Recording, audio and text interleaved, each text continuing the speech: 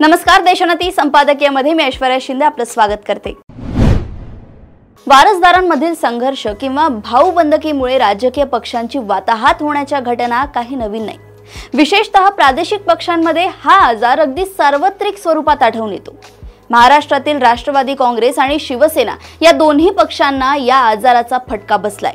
तिकडे बिहारकडे राजदलाही या आजाराची लागण झाल्याचं दिसतंय। तामिळनाडूतील अण्णा द्रमुक जयललितांच्या निधनानंतर अशाच साठमारीत पुरता ध्वस्त झालाय। या मालिकेत आता तेलंगणाच्या बीआरएस या पक्षाचाही समावेश होऊ पाहत आहे। बीआरएसचे संस्थापक आणि कर्ते धर्ते चंद्रशेखर राव यांची कन्या कविता यांनी सध्या या पक्षाचे कार्यकारी अध्यक्ष असलेल्या त्यांच्या सख्या बंधूंवर म्हणजेच राव यांच्या चिरंजीवांवर पक्ष रसातळाला नेत असल्याचा आरोप केलाय।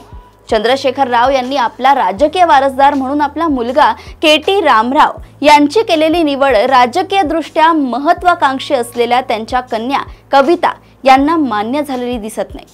त्यातच त्यांना मध्यंतरी मद्य घोटाळा प्रकरणी 4-6 महिने तुरुंगात राहावे लागले होते। त्यावेळी पक्षाने त्यांना मदत केली नाही असे त्यांचे म्हणणे आहे आणि त्याचाही राग त्यांच्या मनात आहे।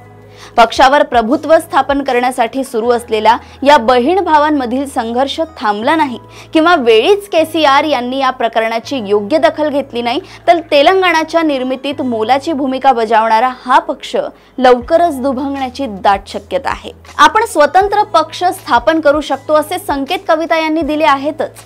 तसे झालेच तर सध्याच तोळा मासा असलेला हा पक्ष इतिहास जमा व्हायला वेळ लागणार नाही। तसेही या पक्षातील अनेक दिग्गज नेत्यांनी या आधीच काँग्रेस आणि भाजपमध्ये प्रवेश केलाय।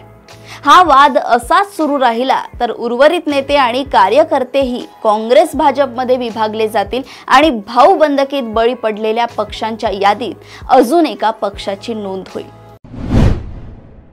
अशाच राजकीय घडामोडी व अपडेट सोबत पुन्हा भेटूया देशोन्नती संपादकीयमध्ये। बघत रहा देशोन्नती। नमस्कार।